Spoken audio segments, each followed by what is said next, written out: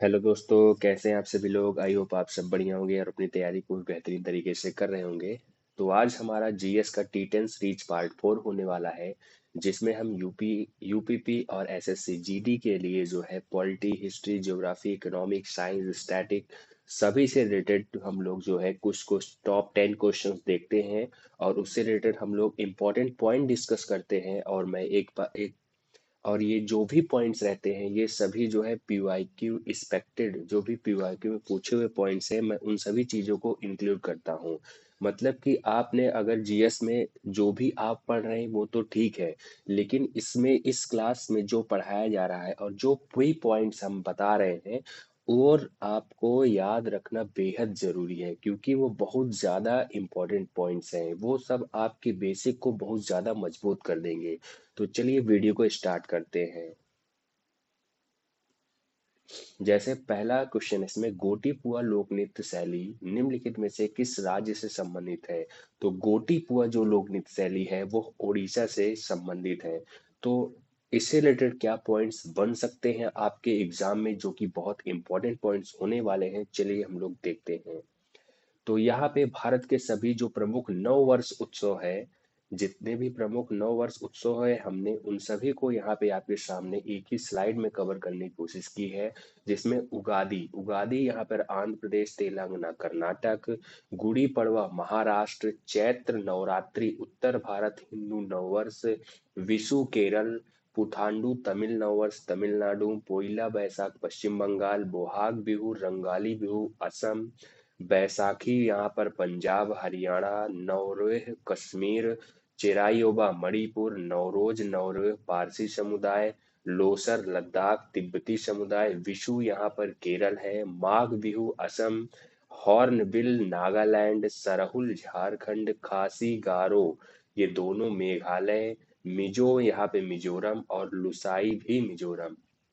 ये सभी बहुत ही इम्पोर्टेंट है, जो कि आपको एक ही स्लाइड में देखने को मिल गया। तो ये सब भी जितने भी इसमें लिखे हैं इसको सब आप रट्टा मार लीजिए, आपको किसी न किसी एग्जाम में किसी न किसी शिफ्ट में देखने को जरूर मिलेगा। तो चलिए नेक्स्ट क्वेश्चन हम लोग देखते हैं। यामिनी कृष्णमूर्ति किस नृत्य शैली की प्रसिद्ध नृत्यांगना है। तो यामिनी कृष्णमूर्ति जो है यहाँ पर आपकी भरतनाट्यम से रिलेटेड है। तो चलिए इससे रिलेटेड कुछ इंपॉर्टेंट पॉइंट्स हम लोग देख लेते हैं। जैसे यहाँ पे पहला है रुक्मणी देवी अनुडेल। तो रुक्मणी देवी अनुडेल भरतनाट्यम, यामिनी कृष्णमूर्ति भरतनाट्यम, पद्म सुब्रमण्यम भरतनाट्यम, अलारमेल वल्ली भरतनाट्यम, मल्लिका साराभाई भरतनाट्यम, सोनल मान सिंह उड़ीसा, संयुक्ता पाणिग्रही उड़ीसा, माधवी मुदगल उड़ीसा, सुजाता महापात्र उड़ीसा, मायाधर राउत उड़ीसा। ठीक है, कलामंडलम कल्याणी अम्मा मोहिनी अट्टम, सुनीता राज मोहिनी अट्टम, कनक रेले मोहिनी अट्टम, सितारा देवी कथक, कुमुदनी लकिया कथक, उमा शर्मा कथक, मल्लिका सरुकाई कथक। तो चलिए नेक्स्ट क्वेश्चन हम लोग देखते हैं। भारतीय संविधान के निम्नलिखित में से किस अनुच्छेद में ग्राम पंचायतों का गठन है। तो ग्राम पंचायत अनुच्छेद 40 में दिया गया है। तो चलिए इससे रिलेटेड हम लोग सारे पॉइंट्स इंपॉर्टेंट चीजों को हम लोग देख लेते हैं। तो ये रहा आपके सामने पूरा डीपीएसपी डीपीएसपी जो कि हमने आयरलैंड से लिया है। डीपीएसपी जो कि हमने कहाँ से लिया है, इसको हमने आयरलैंड से लिया है। ठीक है।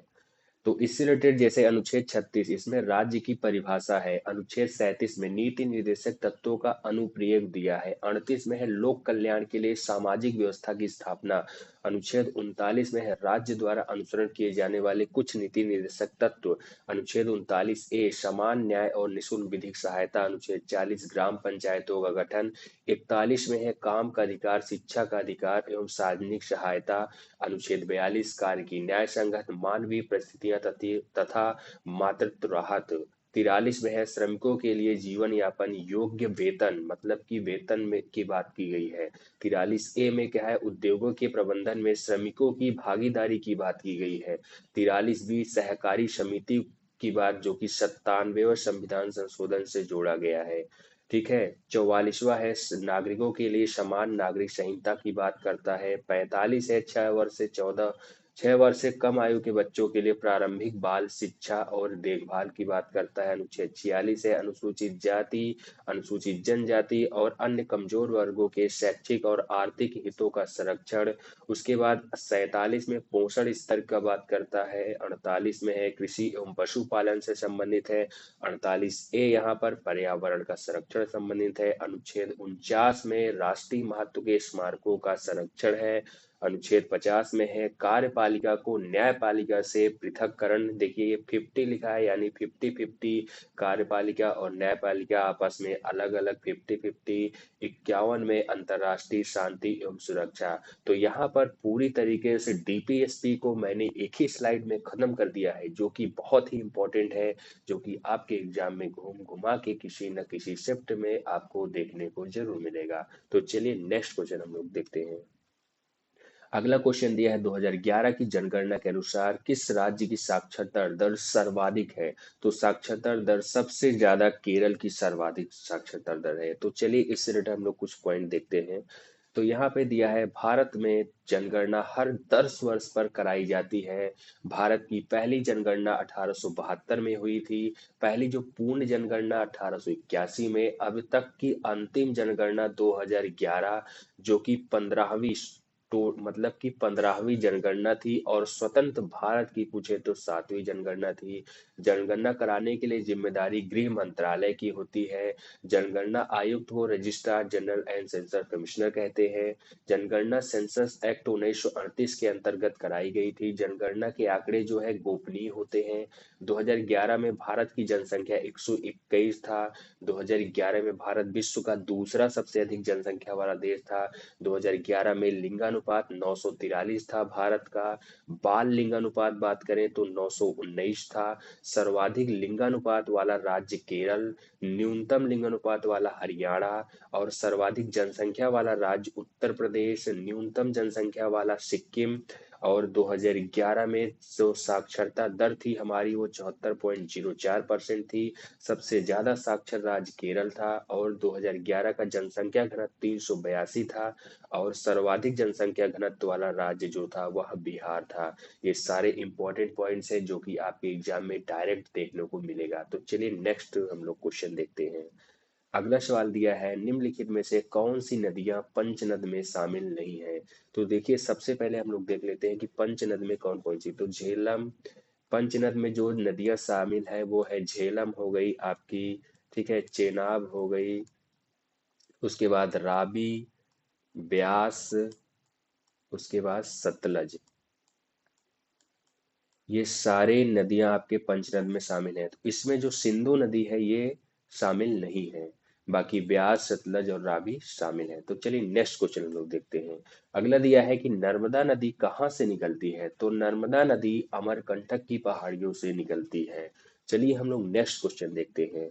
अगला सवाल दिया है भारत के संविधान के संशोधन ने भारत में वस्तु और सेवा कर यानी जीएसटी की शुरुआत की। तो 101वां संविधान संशोधन से 1 जुलाई 1 जुलाई 2017 से जीएसटी लागू हुआ था। तो चलिए नेक्स्ट क्वेश्चन हम लोग देखते हैं। जब भारत में पहली पंचवर्षीय योजना तैयार की गई थी तब योजना आयोग के अध्यक्ष थे। तो योजना आयोग के अध्यक्ष थे उस टाइम जवाहरलाल नेहरू। तो सबसे पहले पहली पंचवर्षीय योजना जो पहली पंचवर्षीय योजना थी वो 1951 से 1956 तक थी। ठीक है, जो कि हैराड डॉवर मॉडल पे थी। ठीक है, हैराड डॉवर मॉडल पे थी। दूसरी पंचवर्षीय योजना जो थी वो 1956 से 1961 थी, जो कि पीसी महान लोविस मॉडल पर थी। ठीक है, पीसी महान लोविस मॉडल पे थी। ठीक है, आप लोग ये सब मैं पीछे सारी क्लासेस में बता चुका हूँ। पहली कृषि से रिलेटेड थी। ठीक है, दूसरी इंडस्ट्री से रिलेटेड था। दूसरी में इंडस्ट्रीज था पूरा। तो ये सारे इंपॉर्टेंट पॉइंट्स हैं। तो चलिए नेक्स्ट क्वेश्चन देखते हैं। निम्नलिखित में से किसने 1875 में आर्य समाज की स्थापना की थी। तो आर्य समाज की स्थापना यहाँ पर दयानंद सरस्वती ने किया था। तो यहाँ पे आर्य समाज की स्थापना स्वामी दयानंद सरस्वती जी ने किया था। तो चलिए इस रिलेटेड कुछ पॉइंट्स हम लोग देख लेते हैं। तो ये देखिए आपके सामने ये सारे इंपॉर्टेंट पॉइंट्स एक ही स्लाइड में मैंने सब कुछ खत्म करने की कोशिश किया है। और मैं यकीन के साथ यकीन के साथ कह सकता हूँ, यह जो हमने इतने कम टाइम में इतने सारे पॉइंट्स डिस्कस कर रहा हूँ, तो इसके पीछे बहुत मेहनत लगती है।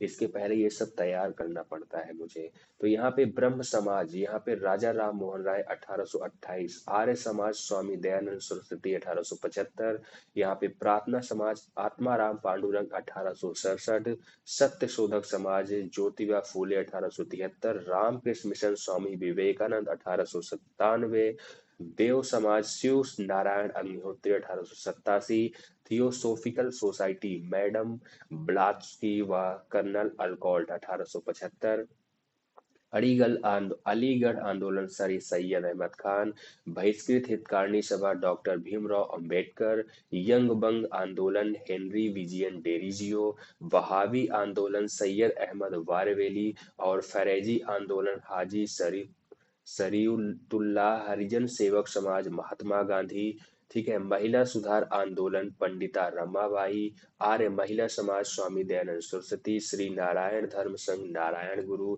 Ramanujan mission Ramanujacharya, all India Muslim League Aga Khan, Bharat Sevak Samaj Gopal Krishna Gokhale, Dalit movement doctor Bhimrao Ambedkar, महिला शिक्षा आंदोलन सवित्राबाई फूले, विधवा पुनर्गठन आंदोलन ईश्वरचंद विद्यासागर, सती प्रथा उन्मूलन राजा राम मोहन राय, भारतीय पुनर्जागरण आंदोलन राजा राम मोहन राय। तो ये सारे इंपॉर्टेंट पॉइंट्स हैं जो कि आपके एग्जाम में बहुत ही ज्यादा मोस्ट इंपॉर्टेंट पॉइंट्स हैं ये सब, जो कि आपके एग्जाम में डायरेक्ट यहाँ से क्वेश्चन देखने को मिलेगा। और बाकी आज के लिए आज का जो क्लास था डिटेल सीरीज जो यहीं पे खत्म होता है। देखिए मैं छोटे छोटे क्लास इसलिए ले रहा हूँ क्योंकि इसमें जो मैं पॉइंट्स ऐड किया हूँ उसको आपको क्या याद करना है, डेली का डेली आपको याद करके रखना है। और ये अगर आपने पहले से पढ़े होंगे तो आपका अच्छा रिवीजन हो जाएगा। और जो भी नए स्टूडेंट्स हैं, जो भी जिन्होंने अभी स्टार्ट किया है, तो वो लोग इसको जो है एक प्रकार से डेली याद करते चले, ताकि आपका थोड़ा थोड़ा ऐसे बूंद बूंद से सागर भर जाता है, वैसे थोड़ा थोड़ा याद करते रहेंगे तो एक दिन आपका जीएस में भी अच्छा स्कोर होने लगेगा। तो आई होप आपको यह सेशन पसंद आया होगा। और बाकी मैंने इस क्लास को तैयार करने में कम से कम 1 से 2 घंटे पहले इसमें मैं देता हूँ, उसके बाद जाके ये पूरी स्लाइड 10-12 मिनट की जो भी क्लास होती है स्टार्ट होती है। ठीक है, तो आप सब इसको जितना ज्यादा से ज्यादा शेयर कर सके शेयर करिए। ठीक है, इसमें थोड़ा कि ऐसा व्यू आए, थोड़ा कमेंट आए, लाइक आए, तो हमारे अंदर से और भी प्रेरणा मिलेगी, तो हम और भी अच्छी अच्छी क्लासेस आप सभी के लिए डिजाइन करते रहेंगे, ऐसे ही क्लासेस लेते रहेंगे। और आप सभी के सिलेक्शन में, आपके सिलेक्शन में हर कदम में आपके साथ खड़े रहेंगे। तो आज के लिए इतना ही, मिलते हैं नेक्स्ट वीडियो में, तब तक के लिए जय हिंद।